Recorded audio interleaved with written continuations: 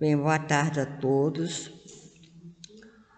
Vamos pedir para desligarem o celular, por favor, para não atrapalhar, né, a nossa reunião. E agora nós vamos ler uma página do livro Palavras da Vida Eterna, a lição 64, chamada Êxito. Se vós estiverdes em mim e as minhas palavras estiverem em vocês, pedireis tudo o que quiserdes e vos será feito. Jesus, João, capítulo 15, versículo 7. Muitos companheiros pedem recurso, oportunidade, tempo e força na preocupação destemida em torno do êxito. Sonhando realizações mirabolantes, acabam frustrados na mania de grandeza. Dizem-se interessados na lavoura do bem, mas que para cultivá-la esperam a execução de negócios imaginários, a aquisição de poder, a posse de ouro fácil ou a chegada de prêmios fortuitos. É complicando a própria estrada, observam-se de chofre em presença da morte, quando menos contavam com semelhante visita. Entretanto, como quem triunfara, não recebeu heranças amoedadas, não governou princípios políticos, não escreveu livros, não se enfileirou entre os maiores da sua época. Aprisionado como vulgar malfeitor, foi sentenciado à morte e passou como sendo vítima de pavoroso fracasso. Contudo, as sementes do amor puro que colocou na alma do povo transformaram o mundo. Repara, Jesus, e perceberás que o nosso problema não é de ganhar para fazer, mas de fazer para ganhar. A colheita não precede a sementeira, tanto quanto a teta não se antepõe à base. Sirvamos ao bem, simplificando o caminho, de vez que a vitória real é a vitória de todos, convictos de que não precisamos gastar as possibilidades da existência em expectativa e tensão, porquanto, se estivermos em Cristo, tudo quanto de que necessitamos será feito em nosso favor, no momento oportuno. Quando, pois, vos conduzirem para vos entregarem, não estejais solícitos de antemão pelo que haveis de dizer, mas o que for confiado naquela hora, isso falai, porque não sois vós os que falais, e sim o Espírito Santo, Jesus. E assim, Senhor Jesus, te agradecemos por esse momento, por termos chegado até aqui, né? Abençoe a cada um de nós, para que possamos, Senhor, assimilar o estudo que não vai ser passado no dia de hoje, né? Que é o Evangelho, para podermos refletir, assimilar e praticar, né? Isso que é o mais importante. Então, vamos pedir aos amigos espirituais, aos nossos queridos, que já estão aqui desde cedo, né, nos esperando, pedir a Mestre Jesus, a Nossa Mãe Maria e, acima de tudo, a Deus Pai, que possamos ter uma boa tarde de estudo, que Ele abençoe a cada coração aqui presente e aqueles que não puderam vir ou estão a chegar. Abençoe a Iná, que vai nos falar sobre o Evangelho, que ela seja intuída pelos bons espíritos, pelo seu mentor, para que nós possamos fazer uma boa tarde de estudo. E a nossa querida aqui que vai falar... Marli, né? A Marli que vai falar sobre o livro Ponte Vivo. Tá bom? Que Jesus fica com todos nós, que nós possamos ter uma boa tarde de estudo e aprendizado. Que assim seja, graças a Deus. Graças a Deus.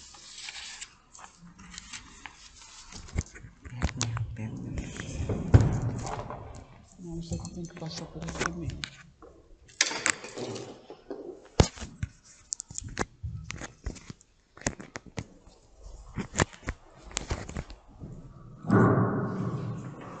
Então, boa tarde, gente. Boa tarde, Marise. Boa tarde, gente. A gente hoje vai iniciar o capítulo 6º. Então, a gente vai começar uma ideia nova, né? Não é uma sequência de ideias.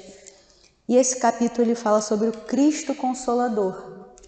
Não que não tenham outros momentos no Evangelho, não que o Evangelho não seja todo consolação, mas esse é o Cristo Consolador. E o início dele é sobre o jugo leve. E aí a gente precisa pensar, né? Todos esses conhecimentos que vão formando a nossa base de conhecimentos, todos esses conhecimentos que vão formando a nossa base de sentimentos, todos os conhecimentos que vão formando a nossa conduta, o que tudo isso quer construir em nós? E quando ele vem falar sobre o jugo leve, ele vem falar sobre situações que não têm tempo, atemporais. Eu achei interessante ontem, quando o expositor estava aqui falando, uma frase que assim, a gente no fundo já sabe, mas a gente não verbaliza muito. Tudo que não nos falta é tempo. A gente vive dizendo que está sem tempo, que está correndo, que está apressado, né? Mas o que não nos falta é tempo. Porque se a vida ela é infinita, a gente vai ter tempo. Sempre vai ter tempo, sempre vai ter outra oportunidade. Sempre vai poder recomeçar, né? Então, o tempo não nos falta. Então, esse estudo, ele vem mostrar para a gente, a cada tempo, o que Jesus nos explica. E aí eu vou ler na íntegra aqui o item 1, que a gente hoje vai falar de 2 itens, e eu vou ler o primeiro, tá bom? Eu não sei se na folhinha tem. Número 1. Vinde a mim, todos vós que estáis aflitos e sobrecarregados, que eu vos aliviarei. Tomai sobre vós o meu jugo e aprendei comigo, que sou brando e humilde de coração, e acharás repouso para vossas almas, pois é suave o meu jugo e leve o meu fardo. Está em Mateus capítulo 11, versículo 28 a 30. E aí a gente tem muita coisa para falar, né, sobre essa pequena passagem, mas é atemporal. A primeira coisa é o entendimento do que é jugo. O que vem a ser no dicionário jugo. Não sei se vocês já viram um boi, um burrinho, sendo guiado ou arando a terra. Se coloca um anteparo aqui, uma coisa de madeira, sobre os ombros dele, para que ele siga aquele caminho. Ele se dirija por uma direção, que ele vai ser conduzido. Aquilo é jugo. Lá no Nordeste chama de canga. Muitos locais têm outros nomes. Eu não conhecia jugo como sendo esse anteparo. Mas jugo é isso. Então Jesus fala ali, ó. O meu jugo, tome sobre vós o meu jugo. E diz que o jugo é leve. Aí eu já comecei a pensar e colocar numa escala de qualificação Jesus e eu. Jesus está dizendo que o jugo dele de criador do planeta, de governador do planeta, é leve. Aí eu falei, ferrou. Como é que eu vou pegar o dele se eu já acho que o meu não tá bom? Vou estudar mais, vamos ouvir mais gente falar para entender isso, porque não está tão simples assim de entender. Aí mais à frente, estudando um outro estudioso, né, da doutrina espírita, ele fala sobre a formação da palavra. Cônjuge, né, quem já foi casado ou não, cônjuge, o jugo, o juge é do jugo, com é de junto, é dividir o jugo, dividir aquele peso, aquele anteparo, aquela dificuldade. E aí a gente vai para várias questões sobre isso, do latim, então é muito antigo, né? Não é um termo criado agora na nossa jurisdição. Não, as leis, as reformas, o direito, o que cada um tem direito a quê, isso é recente. E vai se modificando. Mas a ideia de cônjuge, ela é bem antiga. E aí pensemos, não é estritamente necessário que seja relacionado ao matrimônio. Nós estamos aqui, ó, cônjuges no trabalho, todos nós. Estamos dividindo esse jugo, porque não adianta. Em qualquer época teremos dificuldades, aflições, turbulências, dúvidas, dores, confusões, e elas podem ser ou não um peso a mais para nós e nós considerarmos isso um jugo. E dar o devido valor de peso a esse jugo não tem como uma outra pessoa avaliar. E aí, num outro estudo, esse é mais científico,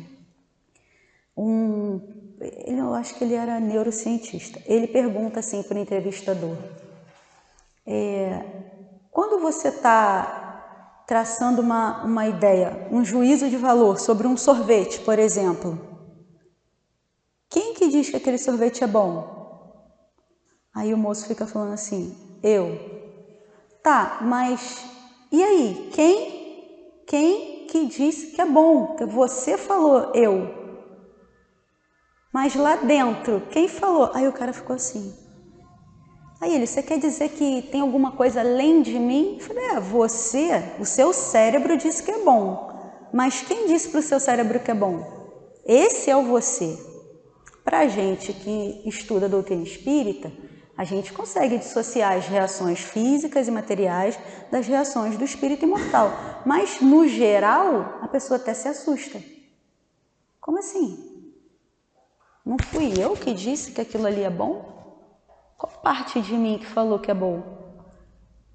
Não foi o dedão do pé, não foi o dedão da mão, não foi o organismo, o sistema cerebral.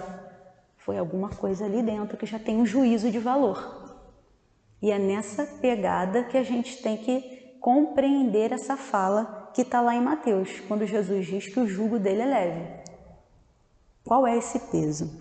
Eu vou ler rapidinho aqui, desse livro Reforma Íntima, uma pequena passagem para vocês verem que interessante. No item 160 ele fala assim, ó, deixai de revoltar-se diante do inevitável, é mostra de evolução, pois representa a aceitação plena da vontade de Deus.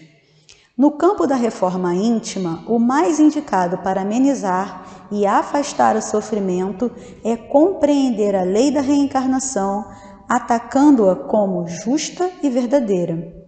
Sabendo que para a ausência e definitivamente... Peraí, gente, que eu enxergo mal pra caramba esse... Só um instante.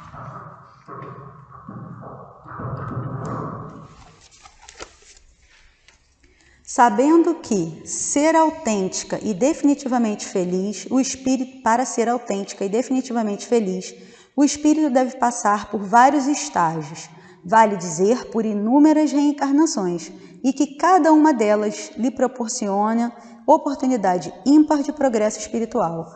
O encarnado pode, aos poucos, em primeiro lugar, tranquilizar o seu íntimo, aceitando as provas que lhe surgem à frente. Outro passo fundamental para extirpar ou diminuir o sofrimento é a pessoa aprender a manipular positivamente os próprios sentimentos, racionalizando-os e impedindo que as emoções dominem a sua razão. E o terceiro estágio é praticar a via inversa dos sentimentos negativos, que são frutos do sofrimento ou seus geradores, exercitando os positivos derivados do amor. Esse livro aqui foi psicografado, né? E o espírito que passou essas informações foi Kai Barchuta, de quem estou virando fã. Tem uma historinha muito interessante, porque não adianta a gente querer dar uma de muito evoluído, sei vocês, né? Vou falar não adianta eu querer dar uma de muito evoluída e dizer que eu não vou pensar no jugo como peso, no jugo como problema, sofrimento, tribulação, dor, porque nossa, isso não acaba, que fase, não são as frases de todo dia? Então, infelizmente, também estou vendo o jugo ainda assim. Só que a lição diz que Jesus fala que eu tenho que tomar o dele para mim. E eu vou contar uma historinha também que é batida se você jogar jugo leve na internet, mas não é fake news, nem eu pesquisei, tá, gente? Existiu mesmo, ocorreu isso. Chico trabalhava demais e numa dada noite, muito tarde da noite, ele vinha para casa e um dos poucos prazeres da vida dele era alimentar o cãozinho dele, tratá-lo com carinho e estar com ele naquele momentozinho. O cão adoeceu. A vizinha, por caridade, por achar que estava fazendo bem para ele, por querer contribuir de alguma maneira, matou o cão. Chico chega e se depara com essa situação. E aquilo o magoa profundamente. O tempo passa. Um belo dia, Emmanuel, o mentor de Chico, chega para ele e fala: Chico, a gente tem que conversar, tem uma conversinha séria. Quero puxar sua orelha. Não tá legal, você tá muito mal, isso que você tá sentindo tá atrapalhando com que eu possa começar com você os trabalhos, continuar com você os trabalhos. A gente tem que resolver isso. Ele, então, o senhor me diga como, porque eu não sei como, eu tô muito triste mesmo. Vamos fazer o seguinte, você vai descobrir, sabe quem foi que matou o cachorro? Ele? Sei. Então, você vai descobrir a coisa que essa pessoa mais quer na vida. E ele descobriu, era uma máquina de costura. A máquina de costura, quem fala tão engraçado que eu vou repetir, não é frase minha. Ele fala que Chico divide a máquina em 4 reencarnações, de tão cara que era a máquina para a realidade financeira dele. Ele não tinha como comprar aquela máquina, ele parcelou muito a máquina e tal, comprou, contrariado. Ele não estava fazendo aquilo de todo, né? Vou fazer sim, meu mentor mandou, né? É o melhor fazer, vou fazer. Não, ele estava fazendo por obediência, a tal da disciplina. E entregou a máquina a ela. No ato de entregar essa máquina, saiu uma luz tão forte de gratidão do peito dessa mulher que apagou, extirpou aquela luz escura e densa que ele trazia no peito dele. E aí Chico vira para Emmanuel e fala assim, aliviado, né? Emmanuel, o que foi isso? Aí ele diz, Chico, a receita não é minha, a receita é do Cristo. É isso. É fazer aos outros o bem que você gostaria que fizessem a você. Mesmo às vezes sem compreender muito bem o porquê daquela situação com você, mas a regrinha a gente já sabe qual é. Né? Então, é retribuir da melhor maneira possível até o mal que te fazem. Isso alivia. Porque no finalzinho, no primeiro item, ele fala... Não, tá no outro? Tá no outro ainda. Peraí, vou correr de novo na... Cada um de nós segue as leis, mesmo as materiais. Cada um de nós que segue as leis, mesmo as materiais, observa que, por vezes, seguir regras, ter disciplina, normas, parece uma coisa chata, parece uma coisa difícil, mas o resultado, ele é seguro. É um resultado que vai te causar 0 problema. Nossa, por que todo dia ao entrar no carro, a primeira coisa é botar o cinto? Por que eu tenho que checar se eu desliguei o fogo do fogão quando eu sair? Porque é muito mais prático você ter esses minutinhos observando, examinando, cuidando, do que depois vir a ter que colher frutos ruins de atos impensados. Então, essa questão de esmiuçando, né, quando eles explicam sobre isso, do jugo, do fardo, é que isso não é, a gente não está acima disso. A gente está nisso. Mas quanto mais a gente conseguir seguir a lei de Deus, as regras já estipuladas, o mínimo que seja, fazer a caridade, amar ao próximo, sentir o bem, modificar, né, como ele fala aqui na nossa reforma íntima, o nosso eu interior, tirar de nós os maus sentimentos, transformar isso tudo em produtos benéficos. Quanto mais a gente se esforçar com a gente mesmo, mais o entorno fica leve. Porque é como se a gente não observasse, não tivesse mais o impacto daquela situação na nossa vida.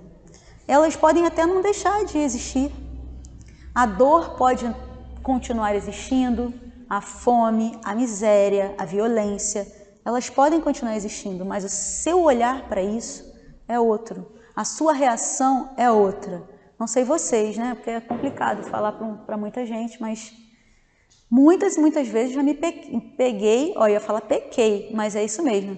Já me pequei vendo pelo retrovisor chegando alguém rápido e fechando rápido o vidro. E não era alguém trabalhando. É uma reação e aí depois você, poxa, está trabalhando. Então, são coisas a se trabalhar para que o jugo fique mais leve. Porque quando a gente faz sabendo que está fazendo errado, é uma coisa. Quando a gente faz e não sabe, é outra. Mas a gente já está aqui, então a gente já sabe. O jugo, ele já tem outra estrutura, o nosso. Tem outra conformação. Não é mais uma coisa imposta, né? Punitiva. É um caminho que a gente quer trilhar. Tem várias e várias músicas, mas tem um jargão, né? Que só agora que eu tô vendo que o negócio é por aí mesmo. É que fala sobre a mãe, né? Que a mãe padece no paraíso, né? E a gente padece no paraíso, gente. É meio isso. E você tá sofrendo, mas você não quer sair dali, né? É seu. Aqui, ó. Vamos padecer, mas né? Mas é um jugo que você tem. Porque é uma responsabilidade, é uma preocupação, é um desprendimento, né? É uma doação enorme, gigantesca, mas é sua. Seu jugo. Muitos a gente escolhe.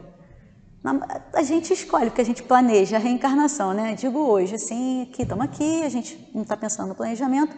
Tem muitas situações que a gente escolhe passar. E às vezes a gente escolhe mal. É o mau uso do livre-arbítrio que vai complicando o nosso jugo. E nessa hora Jesus fala, gente, vamos acordar, vocês estão indo para o caminho errado. A regra é essa aqui. Volta, não se afasta da minha lei. Só é infeliz quem se afasta da minha lei. Porque enquanto a gente tiver provas e expiações, tem jugo. Mas quanto mais próximo da lei, mais dividido é esse peso. Porque debaixo da lei a gente tem todo o amparo, toda a proteção, né? Toda a certeza que o resultado é bom. Tá complicado? Tá, mas o resultado vai ser bom. O final desse trilhar não é duvidoso. Eu não tenho receio de ir por aqui. Me veio um exemplo muito forte, né, de Joana, uma dessas, de Cusa, eu acho. Uma dessas que foi parar na fogueira e ela, não só para maltratar ela, colocaram um filho do lado. E o filho implorava que ela negasse a Jesus para serem salvos, porque era só isso, só essa condição para acabar aquele jugo ali, aquele peso. E ela vira para o filho e fala, não.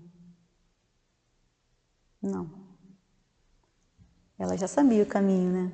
Porque naquele momento ela ia aliviar o filho, a própria dor, que ela devia estar desesperada. Eu acho que, olha, quem sou eu mesmo, me colocando no lugar dela? Taca fogo, filho, eu não vou negar não, mas um filho teu do teu lado. E ela manteve a força, assim, fica firme, porque a gente está fazendo certo. Então, é muito doloroso às vezes fazer o certo, é muito doloroso. Então, algo extremamente importante para a gente não confundir é a gente entender, né, que todas essas leis, todas essas regrinhas, né, normas, bem-aventuranças, mandamentos, cada vertente dá um nome, né, mas a gente sabe que são as regras de bem viver, né, são as leis que estão na nossa consciência, elas vão mostrar em cada momento a misericórdia de Deus. Elas vão mostrar em cada momento as justificativas para se passar por alguma situação adversa. E em dado momento, a gente pode observar, ele não diz, eu vou tirar o jugo de você. Eu vou tirar. Não, ele diz que vai aliviar.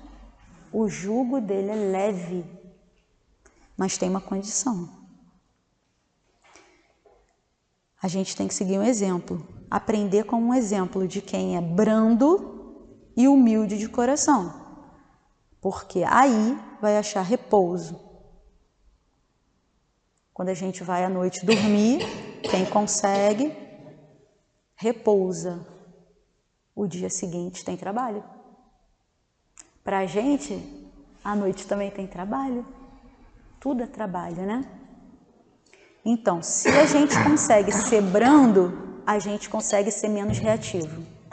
Se a gente consegue ser humilde, a gente consegue ser menos egoísta, menos vaidoso, né? E consegue ter um olhar até de autocuidado. Eu achei importante falar isso porque não foi uma coisa que eu ouvi só de uma pessoa, não. Eu ouvi com uma certa recorrência e é um mandamento, que é amar a Deus sobre todas as coisas e ao próximo como a você mesmo. A gente não pode esquecer de se amar. A gente não pode se violentar. A gente tem que dar na medida das nossas forças, a gente tem que dar na medida do nosso entendimento, correr atrás para que ele seja cada vez maior, mas sem se maltratar. Porque ele não pede isso para a gente. Ele pede que a gente seja brando e humilde, como ele, para que tenha alívio no seu jugo. E aí a gente entende que quando a gente reflete sobre isso tudo, sobre os porquês, porque eu, porque hoje, porque que faz e tal, a gente consegue começar a trilhar o caminho da cura. E essa cura, ela não é aquela cura de, quebrei a unha aqui embaixo, agora vai demorar 2 meses para isso cicatrizar. Queimei o dedo. Queimadura é tristeza, né? Demora a beça. Pode ser a menorzinha que for, dói a beça. O processo de cura, ele passa por nós, de nós para o próximo, de nós para a sociedade, de nós para o nosso entorno, de nós para o nosso entendimento. E é uma via de entendimento de como as coisas vão acontecendo. Por isso, lá no início, eu tinha falado para vocês que essa passagem ela é atemporal. Na sociedade de hoje, temos certas questões. Naquela de Jesus, tinham outras questões. Lá no Ocidente, no Oriente tem questões, aqui nós temos outras questões. Então, não nos cabe ditar normas fechadas, absolutas. Cada caso, um caso. Então, esse processo de cura ele vai passar por isso, pela mansidão e pela humildade. Esses 2 paralelos que a gente pode conseguir ir devagarzinho subir nesse degrau, a gente vai conseguir mudar um pouquinho a nossa visão e modificando a nossa reforma íntima também, auxiliando nessa melhoria. Ler folha. Eu escrevo assim, ler folha. Mas não é agora ler folha. Ler folha está fora de contexto. Eu vou no item 2, mas eu não vou esquecer de ler folha ao final. Item 2. Todos os sofrimentos, misérias, decepções, dores físicas, perda de seres amados, encontram consolação em a fé no futuro, em a confiança na justiça de Deus, que o Cristo veio ensinar aos homens, sobre aquele que, ao contrário, nada espera após esta vida, ou que simplesmente duvida, as aflições caem com todo o seu peso, e nenhuma esperança lhe mitiga o amargor. Foi isso que levou Jesus a dizer. Ixi, pulei. Tem aí, Marli? Tá, desculpa. Vinde a mim, todos vós que estáis fatigados, e eu vos aliviarei. Entretanto, faz depender de uma condição a sua existência e a felicidade que promete aos aflitos. Essa condição está na lei, por ele ensinada. Seu jugo é a observância dessa lei, mas esse jugo é leve e a lei é suave, pois que apenas impõe como dever o amor e a caridade. Eu tinha me adiantado ao item 2, porque são complementos, né? Não adianta correr muito. Mas essa parte, quando ele fala das mazelas mesmo da humanidade, como eu disse, atemporal. Eu não sei em que momento a pessoa que perder, tiver decepções, estiver na miséria, sentindo dor, não sei em que momento o ser humano não vai se questionar. Existem sim os missionários, existem sim aquelas pessoas que são os completistas, são pessoas que estão realmente no nosso planeta para exemplificar, mas a maioria não. A maioria reclama, a maioria se questiona. Nesse momento de questionamento, pode faltar esperança. Nesse momento de questionamento, pode haver revolta, pode haver dúvida, descrença sobre o amor de Deus, sobre o caminho que Deus traçou para cada um de nós. E é nesse momento que ele reforça: não podemos perder esse vínculo com a consolação divina, que esse capítulo é a consolação, né, o Cristo Consolador. Não podemos perder esse vínculo com Cristo. Basta a gente lembrar qualquer passagem evangélica do Novo Testamento, né, que fala de Jesus, que a gente vai ver os exemplos. Seguir por ali, respirar. Está muito difícil hoje, não sei o que fazer. Prece. Ah, mas eu não sou tão tímido assim. Atendimento fraterno. Ah, mas eu gostaria mesmo de falar com alguém. Vai para um passe.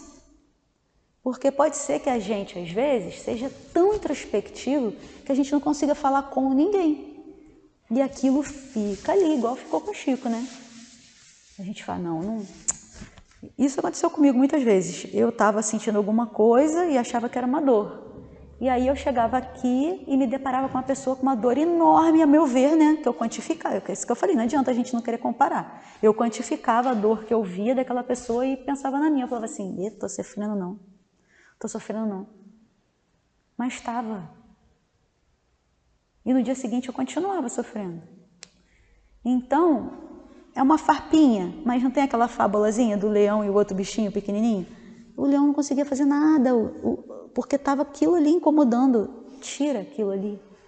Tira aquilo de você. É pequeno hoje, pode ficar enorme amanhã. Então, esse autoconhecimento, esse momento da gente avaliar por que estamos passando por isso tudo, é muito interessante. Quando ele fala de perda de seres amados, a gente corre direto para o céu e inferno, é a dica, porque tem muitos relatos. Então, se para vocês a doutrina espírita faz todo sentido como faz para mim, a gente não vai estar lendo ali um conto de fadas, a gente vai estar lendo ali fatos reais. E aquilo ali é extremamente consolador. Tem horas que é muito triste, você está lendo, você começa a chorar, mas é extremamente consolador, porque mostra as etapas dos diversos graus dos espíritos que desencarnam e como eles reagem. E a gente pode aprender com isso. Ah, não estou ainda para ficar lendo livro, não. Filme, as cartas, as mães de Cris, as mães de Chico. Você pode começar da maneira que você achar melhor, mas tem muito recurso hoje. Antigamente não tinha. Antigamente você tinha que sofrer calado. Você pode ir buscando alento, ler uma página, eleva seu pensamento. Está desesperado, não tem o que fazer, segura o Evangelho, abraça o Evangelho. Mas seu anjo da guarda está ali, seu mentor está ali com você. Então o consolo, ele virá. Ninguém está solto aqui, assim, brincando, jogado. Ah, por acaso. Não é por acaso. Então, peraí, deixa eu ver se eu pulei alguma coisa. Ah, esse item achei muito interessante. Em 1900, vou ler para não perder nada, tá? Em 1952 e em 1953 foram feitas 2 obras psicofônicas de Chico, não psicográficas. Eles arrumaram um gravadorzinho e no final de cada reunião havia, né, a psicofonia e eles gravaram.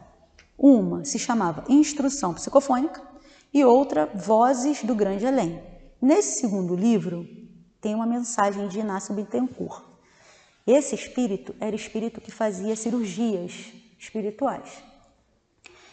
Ele diz nessa mensagem que quando ele desencarna, ele é recebido por aquela quantidade de pessoas que ele ajudou na Terra. Aí ele fala assim, poxa, que legal, valeu a pena seguir aquele caminho, o caminho do bem, das regras de Deus, né? Fazer o meu trabalho mediúnico bem feito. Que maravilha, poxa, que legal. Só que de repente, em meio àquele sentimento de gratidão que ele estava sentindo, de observação, ele começou a observar que aquela pessoa que ele curou, que mancava, estava mancando. A outra que não enxergava bem, ele curou, mas não estava enxergando bem no plano espiritual. Uma outra que estava com alguma coisa na orelha, ele olhou direitinho e essa pessoa, mas resolveu lá na Terra isso.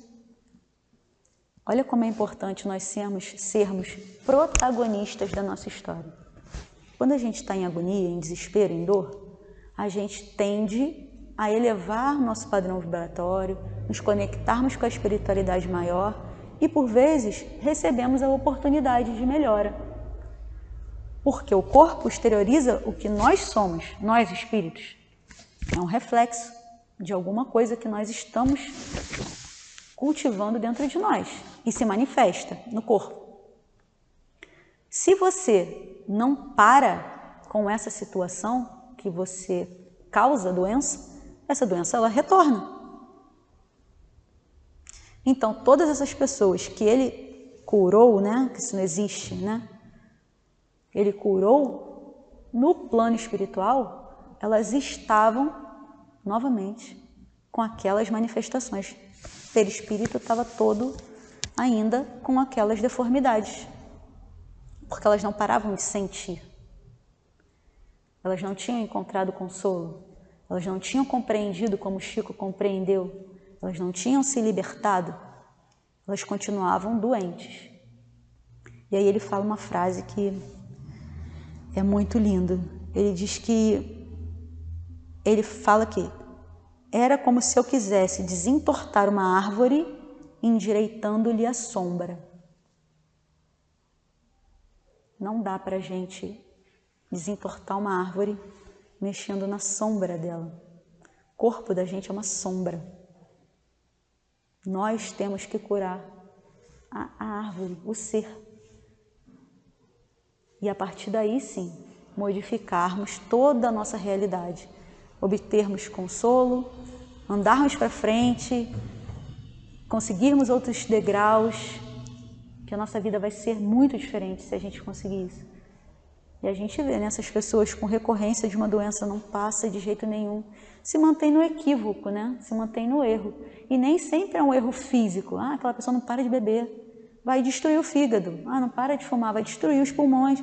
Não, às vezes são essas questões mesmo emocionais que vão destruindo você por dentro, né? Seus órgãos e manifesta-se em alguma coisa, né? Aí eu vou falar um achismo, que eu também ouvi não sei aonde, mas falam que o câncer de mama está muito relacionado a esse amor mal curado, essa dor de sentimento, a rancor, né? Porque fica na região, né, cardíaca. Não sei se de fato é, mas a analogia, a ideia faz todo sentido, né? Então, vinde a mim, todos vós que estáis fatigados, que eu vos aliviarei. Essa frase é de Jesus. Jesus fala, vinde a mim. Entretanto, faz-se depender de uma condição, né, que é assistir o próximo, a proporcionar o bem ao próximo, construir pontes, apagar defeitos, dores, dúvidas, rancores, porque se a pessoa te perdoa, ela pode seguir. E se você não perdoa, você está preso. Nesse mesmo dia que eu vi esse dizendo que Chico parcelou em reencarnações a máquina, ele fala a mesma coisa. Tá com raiva daquela pessoa? Perdoa. Perdoa rápido. Porque a chance de você ficar presa a ela é muito grande. Você vai até ficar ali com ela grudado. Você não gosta dela? Perdoa rápido. Perdoa voando. De verdade, né, gente? Não é aquele perdão da boca para fora, é perdoar mesmo. E também tem uma outra história muito interessante sobre duas vizinhas brigando por uma razão ridícula, boba, e aí uma pega uma caixa super cara, embrulha para presente um monte de esterco e manda para a vizinha. A vizinha desembrulha, cultiva uma flor e devolve. Então, quer dizer, cada um faz o que consegue com aquilo que recebe. Se ela só sabe dar coisas ruins, a outra soube usar para produzir uma coisa boa. Então, a gente precisa pegar essas bobeirinhas do dia a dia para aplicar. Senão, a gente não vai conseguir ser manso e humilde para poder pedir o auxílio do alívio do nosso jugo. Porque é só se a gente seguir o exemplo. Olha meu exemplo. Sou brando e humilde, tá? Aí eu te alivio. A observância das leis é fundamental. A execução das leis é fundamental. Tudo isso é uma condição que a gente não pode deixar de ter em mente. Mas amar é a cereja do bolo. Se a gente conseguir dar o passo de ser brando, humilde, perdoar, e aí amar, aí o jugo fica levinho, fica bem levinho. E tem gente que já esteve aqui com a gente, né, no planeta, a gente mira em Jesus, claro, a gente traça a conduta olhando para ele, mas, gente, e Mandela? Preso lá, maltratado pelos carcereiros, sofrido, humilhado, e vira presidente e vai comer com o cara na mesa. Chama o cara.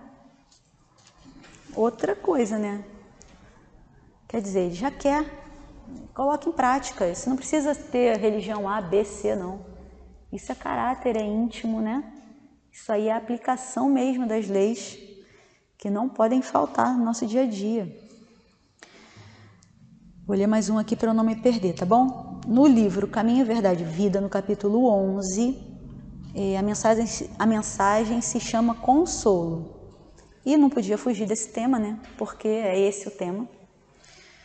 Ele fala o seguinte, que é para a gente também, não é para chocar ninguém nem para ninguém sair correndo, tá bom? Mas é para a gente pensar. O consolo, ele não é gratuito. A passagem, ela é belíssima, mas ela dá a entender que ele vai tirar o jugo, e ele não disse que vai tirar. Então, não é gratuito. Existe uma coisa muito importante que a gente tem que pensar e se focar, que é na explicação que fala sobre o homem que quer consolo. Ele quer o consolo. Lembra que a gente falou do repouso? Vai dormir, dia seguinte trabalhar. Vai dormir, dia seguinte trabalhar. Tem muitas passagens, pessoal, da literatura, da história, vão lembrar dessa história do homem da caverna, que estava na caverna. Quando ele sai da caverna, ele vê a luz, ele volta, fala para quem está lá dentro, chamam ele de maluco, matam ele. A analogia que ele faz aqui nesse capítulo 11, quando ele diz que consolo não é gratuito, é similar, mas é aplicado ao consolo, que é o seguinte: o homem está dentro da caverna, tudo escuro. Ele quer ver a luz, ele sabe a direção. Quem vai ter que fazer o quê? É a luz que vai entrar para ele ver? Ou ele vai ter que levantar e ir até ela? Ele tem que levantar de onde ele está, se adaptar, porque até quando a gente está de noite, abre a luz, ou alguém acende a luz no nosso quarto, não é uma coisa assim, uma adaptação? Mesma coisa. A luz está lá, você tem que percorrer esse caminho. Você vai ter que levantar, andar, se adaptar, chegar lá. O movimento que essa criatura precisa fazer, o esforço, eu não posso dizer qual vai ser. Se vai ser mais fácil ou mais difícil a adaptação, se vai ser mais fácil ou mais difícil andar, se vai ser mais longo ou mais curto o caminho, se ele tem forças ou se ele não tem forças, se ele tem coragem ou não, se a vontade dele é tão forte ou maior do que o medo do desconhecido. São tantas nuances, mas ele quer. Então é como se Jesus fosse essa luz. É essa luz. Então a gente já tira várias questões dessa equação. A gente não tem medo, porque a gente sabe que é seguro.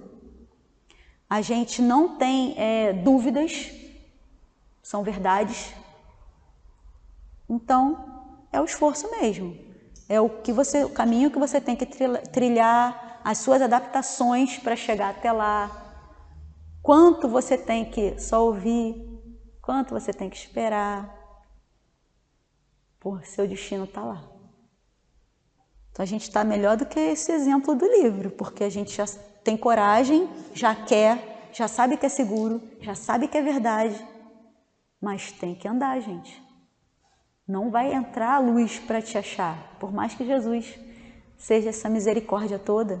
Nessa passagem em específico, o alívio, quem tem que buscar somos nós. Nós temos que buscar esse alívio. Não vai chegar ninguém tirar nada das tuas costas, até porque aquela questão a ser resolvida é sua. Se tirar, vai acontecer o que aconteceu com Inácio Bittencourt. Você pode não aprender nada e voltar a refazer todas aquelas situações e ser uma encarnação improdutiva para você. Então, tirar por tirar não tem finalidade. N passagens na Bíblia de cura, de modificações, de transformações. Uma me chama muita atenção. Alguém me tocou. Senhor, tem uma multidão aqui. Multidão, todo mundo te tocou. Não. De mim saiu uma virtude. Foi diferente. Quem foi? Fui eu, Senhor. A sua fé te curou. Ele explica também aqui, se você não tiver o mínimo de fé para dar esse passo, como é que você vai... Tudo vai parecer errado. Se não tiver o seu gosto, tá errado. Se não fizerem na hora que você quer, tá errado. Se não for o dia não tiver do jeito que você quer, você não vai. Se exigir um pouquinho mais. Então essa carapuça serve muita coisa, mas é cada um no seu cadinho, nas suas individualidades, vendo aonde pode ajustar a lição. Que é para isso que servem essas lições. Não é para padronizar nada. É para que cada um de nós possa ver o pouquinho que já consegue fazer na direção da luz.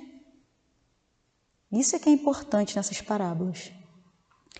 E aí ele fala, e eu copiei na íntegra, que é muito bonito também. O amor libera, o ódio algema. A disciplina é suave, a indisciplina é dura. Como a humanidade inverteu todos esses valores ao longo do tempo? É uma questão que nós devemos pensar, avaliar em nós. Como que nós invertemos todos esses valores? Porque a gente inverteu tudo isso. O amor hoje é doentio. É um amor que subjuga, possessivo. O ódio, às vezes, é tido como simples revide ou reparação. A indisciplina é cultivada. Ontem, na reunião que eu participei virtual do colégio, ainda fala a mesma coisa. O horário é 7h20, 7 horas. Tolerância até 7h20. Faz-se do 7h20 o normativo. Gente, 7h20 é a tolerância. Seu horário qual é? 15 horas. Seu cargo qual é? Tal. Sua incumbência qual é? Tal. Você pode dar mais? Ótimo. Menos não. Não pode se permitir menos, né? Ao outro dá oportunidade, né, de errar. Mas a si, não. Você tem que cobrar de você. Você não quer melhorar? Você não quer que isso passe? Você não quer o alívio? Você não quer respirar? Tem hora que parece que não acaba, gente. Não acaba. Jamais, não acaba. Deus, eu estou aqui. Não acaba. Aí tem uma coisinha que acontece. Aí ele mostra, tô aqui, sim, para de escândalo. Tô aqui, ó. Ó. Aí você, tá assim, tá assim. Porque a gente falha, gente, é humano, né? A gente é fraco. E aí mais um pouquinho ele fala assim, se a gente quer se libertar, né? Que a gente leve paz durante o nosso caminho, leve paz com o nosso exemplo, leve paz com os nossos sentimentos. Essa paz que a gente proporciona ao próximo, essa paz que a gente proporciona a nós mesmos, ela é de fato um diferencial, ela é de fato um modificador, né? Porque a gente às vezes ele fala muita coisa, tem até um ditado, faço o que eu falo, mas não faço o que eu faço. Depois que vira mãe, gente, atendeu o telefone, fala que eu não tô. E espírita, não dá, né? Não, diz que eu não tô. Eu não pode mais fazer isso. Né? Parece bobeira, mas quando toca o telefone, minha vontade de fala que eu não tô. Aí eu, oi, atendo, né? Mas é porque você já sabe tudo que você não pode fazer. É pouquinho, é um pouquinho hoje, um pouquinho amanhã, mais um pouquinho amanhã. Aí você não consegue deitar a cabeça no travesseiro. Né? Olha, me pediram ajuda. Ih, não posso. Ah, podia. Às vezes você não podia tudo, mas podia um pouco. Podia um pouquinho. Já era uma ajuda. Né? Você não ia ficar ali se remoendo depois, porque vai te cobrar. A consciência vai te puxar. Vai falar, algum momento vai falar com você. Nem que seja depois que você esfriar. Porque às vezes na hora do tumulto, você está ali, né, o tal do sangue quente, você não consegue ver com clareza. Depois esfria. Você vai para casa, assim, meu Deus, olha o que eu fiz, gente. Ou o que não fiz, né? Que também é um problema, né? Então esse conhecimento todo, ele é para agregar. Ele é aquela colinha mágica que vende nas lojas, que cola tudo. É esse amor e esse entendimento das leis de Deus, que vai fazer tudo ter sentido. As colinhas vão fazendo as coisas se encaixarem nos seus lugares, né? E esse fardo vai ficando mais para baixo, mais leve. Eu não vou entrar no item 4, ainda tem semana que vem, mas eu só queria deixar para vocês eu li o capítulo todo, né, para ter uma ideia boa, né, assim, para a gente não ficar muito preso. No item 4, eu não vou entrar de jeito nenhum no conteúdo, falando sério, quem vier aqui no item 4 não xinga minha mãe, por favor. Na parte de instrução dos espíritos, no item Advento do Espírito de Verdade, tem uma instrução lá embaixo. E ele fala o seguinte: espíritas, amai-vos, este é o primeiro ensinamento, instruí-vos, este é o segundo. Foi o Espírito de Verdade que ditou isso, Paris, 1860. É uma regra que eu estou há 1 ano tentando não seguir, por diversas questões pessoais, porque eu acho isso uma coisa universal, fora que está escrito na codificação. Gente, se a gente não se amar, minimamente se respeitar, se a gente não consegue se ver como irmãos e se trata de qualquer maneira, imagina daquela porta para fora. O que a gente não é capaz. Porque debaixo dessa ambiência, debaixo dessa proteção, se as coisas não andarem bem, a gente precisa rever muita coisa. Se debaixo dessa ambiência, o motivo de alguém estar aqui e ter gente sentada e ter gente aqui não for instrução para melhoria, tem alguma coisa errada. Aí ele fala que são 2 coisas juntas, coladas. Se amar é o primeiro, se instruir é o segundo. Como que alguém vai dizer o contrário disso? O Espírito de Verdade, a falange do Cristo, traz essa mensagem. O nome do capítulo é o Cristo Consolador. Ele está errado? Isso tem época? Isso tem classe social, cor? Tem que amar, minimamente. Tem que se instruir minimamente, para que a gente não seja levado de um lado para o outro como um joguete. E se amar a ponto de saber o seu lugar, saber o seu momento, saber qual é a sua caminhada, qual a direção que você pode tomar para chegar na luz, quantos você pode trazer com você, se querem, se não querem. Fazer o paralelo que cada um sabe dentro da sua cabeça, dos seus pormenores. E para terminar, eu vendo série, já tinha terminado o estudo, mas não consegui deixar de não compartilhar isso com vocês, porque é uma passagem muito humana, bíblica, muito humana. Está em Marcos, essa passagem, que é quando Jesus, depois da ceia, ele vai orar no Jardim das Oliveiras e ele se vê em agonia. Ele chora, ele pede ajuda a Deus, ele pede a Deus que alivie o fardo dele, mas tem uma coisa que a gente não faz e que ele fez. Ele diz: que seja feita a sua vontade, não a minha.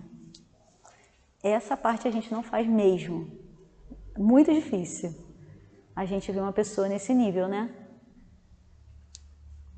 Que quando a gente aceita o jugo é de Jesus, né? Jesus é o exemplo, está dando para a gente um caminhozinho para a gente agora. Esse jugo é de Jesus. Mas quando Jesus joga isso mais para cima e fala que a vontade é de Deus, aí não tem nem discussão. A gente não tem o que discutir. Jesus entra em agonia, Jesus tem o conhecimento muito amplo, um entendimento muito amplo, se vê ao que nós chamamos em vias de fato de ser traído, abandonado, maltratado, tudo que passa no jugo leve, né? Tal. E a dor que me parece que a que mais incomoda é justamente essa, de você dele dar o melhor dele, né? E as pessoas desvirtuarem porque não entendem, às vezes até não é por mal, mas causam mal. E aí nesse momento, quando ele está lá, nessa passagem, e ele fala, Senhor, que seja feita a sua vontade, não a minha, é o momento para a gente fechar esse primeiro momento, 2 itens do capítulo, pensando nessa que Deus é soberanamente bom e justo, não nos colocando no lugar da vítima, nos colocando no lugar de criaturas imperfeitas, mas que são amparadas o tempo inteiro e que por vezes a gente só não quer ver, a gente só não consegue ver. Eu não posso aliviar a sua doença inteira, mas tem vários casos, gente, é tanto caso, mas aquelas das doenças cardíacas, tanto do Divaldo quanto do Chico, que recebe uma moratória porque estava sendo útil. Então, quanto mais esse trabalho na vida, né, que não necessariamente dentro de uma casa espírita, dentro de uma igreja, mas na vida, quanto melhor você trabalha na sua vida, em prol do bem, mais recursos de alívio você vai adquirindo. E às vezes você quebra a tal da unhazinha e acha o fim do mundo, era para ter sido sua mão inteira. Só que não é revelado. Não é revelado. Mas tem pessoas, e principalmente da vertente protestante, que é interessante pra caramba, porque eles têm às vezes uma mediunidade danada, mas não dão esse nome, né? E eles falam de livramento. Eu acho tão engraçado quando um vem falar de livramento. Nessas horas eu sou meio coringa. Eu não rio por desrespeito, eu rio de nervoso, porque a vontade de falar assim, o nome disso é mediunidade. Mas ele chama de livramento, tá bom, não tem problema. Ele fala assim, ai, eu acabei de sair do meu trabalho, na hora eu ia perder minha mão, mas aí acabou a luz. Livramento? Merecimento, né, gente? Lei de causa e efeito. Aquela mão vai ser necessária para alguma coisa. Porque se não fosse, seria melhor arrancar o olho, arrancar a mão, do que cometer erros. Então, se permanece com as condições que está, é porque você vai fazer alguma coisa, você é útil. Não pense nunca que não tem propósito, que não tem uma utilidade, que não tem serventia, ou que não, sabe, que é invisível. Não. Se não fosse para ter as duas mãos, não tinha. Se não fosse para enxergar, não enxergaria. Quantos e quantos casos de pessoa que vai até os 20 e poucos anos, muito bem, obrigada, de repente, uma penca de doença. Isso não, a gente não cabe no mérito de julgar por quê, em qual momento, o quê, mas são ocasiões que são traçadas com muito cuidado, para que aquela pessoa, naquele momento, usufrua daquela situação, por mais dolorosa que nos pareça. Então é isso, que a gente siga os conselhos de Jesus, principalmente nesse finalzinho, de nos amarmos, para que a gente possa abrir, né, o nosso campo de visão para melhorar esse alívio, a chegada desse alívio na nossa vida, tá bem? Muito boa tarde para todos.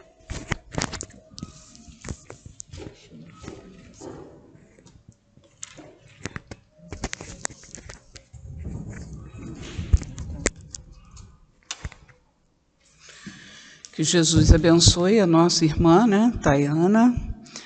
E vamos agora passar para o segundo momento, que são os passes. Para isso, eu vou ler a lição 176 do livro Fonte Viva, que tem como tema Necessidade do Bem, onde Emmanuel vai fazer um comentário sobre essa passagem que está lá nas cartas aos Hebreus de Paulo, capítulo 10, versículo 24. E consideremos-nos uns aos outros para nos estimularmos a caridade e as boas obras. E Emmanuel vem dizendo assim: muitas instituições da vida cristã, respeitáveis por seus programas e fundamentos, sofrem prejuízos incalculáveis em razão da leviandade com que muitos companheiros se observam uns aos outros. Aqui, comenta-se o passado desairoso de quem procura hoje recuperar-se dignamente. Ali, pequenos gestos infelizes são analisados através das escuras lentes do sarcasmo e da crítica. A censura e a reprovação indiscriminadas, todavia, derramam-se na família de ideal como chuva de corrosivos na plantação, aniquilando germes nascentes, destruindo flores viçosas e envenenando frutos destinados aos celeiros do progresso comum. Nunca é demais repetir a necessidade de perdão, bondade e otimismo em nossas fileiras e atividades. Lembremos-nos de que, com o nosso auxílio, tudo hoje pode ser melhor que ontem e tudo amanhã será melhor que hoje. O mal, em qualquer circunstância, é desarmonia à frente da lei e todo desequilíbrio redunda em dificuldade e sofrimento. Examinemo-nos mutuamente, acendendo a luz da fraternidade, para que a fraternidade nos clareie os destinos. Sem perseverança no bem, não há caminho para a felicidade. Por isso mesmo, recomendou-nos o apóstolo Paulo: e consideremo-nos uns aos outros para nos estimularmos a caridade e as boas obras, porque somente nessa diretriz estaremos servindo a construção do reino do amor. Vamos pedir agora aos nossos irmãos médios para se posicionarem, para que possamos dar início ao passe.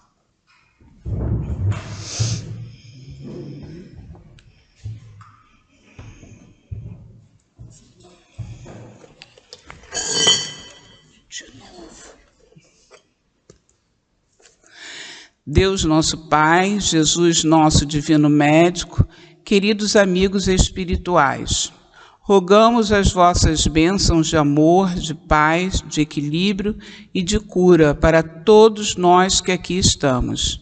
Que os bondosos amigos espirituais encontrem em nós as disposições para o bem. Que seja em seu nome, em nome dos bons espíritos e, acima de tudo, em nome de Deus, que possamos iniciar o nosso passe. Que assim seja, graças a Deus. Então, Emmanuel vem nos falando que o que destrói um trabalho no bem, mais do que qualquer outra coisa, é uma coisa chamada disse-me-disse, mais comumente conhecida como fofoca. E a gente tem que tomar cuidado, não é o aprendiz que ainda não tem uma experiência naquele trabalho que está realizando isso. Normalmente, são sempre os mais antigos. O que atrapalha de verdade é a força destrutiva da crítica que fazemos uns aos outros e, normalmente, analisando aspectos do passado. Vamos lembrar que aqui na Terra não existe ninguém isento de dificuldades. O próprio Mestre Jesus teceu considerações sobre isso, nos dizendo que esquecemos de olhar o cisco que cai nos nossos olhos, porque estamos muito atentos em olhar o cisco que cai no olho do nosso irmão. Ou seja, deveríamos dar mais atenção às dificuldades que tem na gente e não no outro. É proibido ver o defeito do outro? Não, mas temos que ver com o que objetivo, qual é a finalidade útil, com que finalidade está sendo vista aquela dificuldade. Ou é feito com a intenção de ali adiante denegrir. Precisamos observar, porque às vezes a pessoa está fazendo uma caminhada boa e a gente acaba por destruir essa caminhada. Essas críticas, na maioria das vezes, desestimula, atrapalha mesmo a caminhada do irmão. Às vezes, da forma como falamos, até afastamos o companheiro da casa. Muitas vezes fazemos comentários sobre as bebidas, as noitadas, comportamentos não bons fora da casa, e dependendo de como falamos, desestimulamos o companheiro. Às vezes não temos essas dificuldades, mas temos outras, como problemas com a família, dificuldades de relacionar-se com o outro, com os irmãos queridos da casa.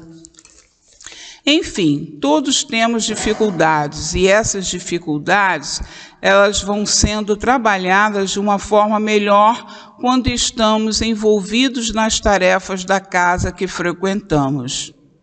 No segundo parágrafo, Emmanuel diz assim: comenta-se o passado desairoso de quem procura hoje recuperar-se dignamente. Pequenos gestos infelizes são analisados através das escuras lentes do sarcasmo e da crítica. Cabe a cada um de nós observarmos se aquilo que estamos falando vai estar estimulando a pessoa ou não.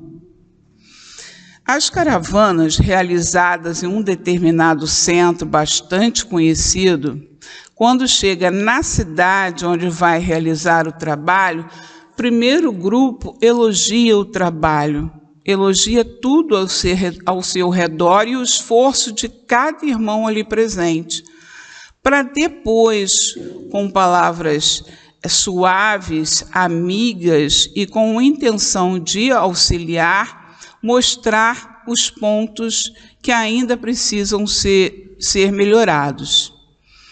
E assim nós precisamos fazer. Eu já vi há muitos anos atrás um presidente de casa espírita, eu presenciei isso, chorar porque perdeu um trabalhador assíduo e constante na casa e que realmente fez muita falta. Então a gente precisa, até mesmo no falar, a gente precisa usar as palavras certas para que a gente não magoe o nosso irmão. Jesus, em uma reunião com os apóstolos, perguntou para Judas: o que te faz feliz? Judas respondeu: quando sou amado pelos outros, é saber que sou aceito em todo lugar que eu vou. E aí Jesus vira-se para ele e fala: então, procura a felicidade e a alegria do mundo inteiro. Proceda sempre com os outros da mesma forma que você gostaria que os outros procedessem com você. Que Jesus nos abençoe.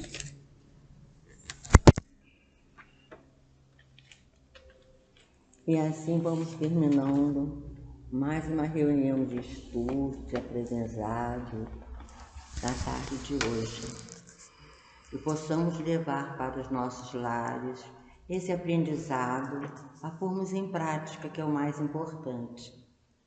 Que Jesus nos abençoe, abençoe a cada coração aqui presente, que vocês possam levar para os seus queridos a paz, a tranquilidade, a harmonia e as bênçãos de Jesus. E vão em paz, que o Senhor vos acompanhe na sua caminhada até os vossos lares. Que assim seja feito, graças a Deus. Graças a Deus.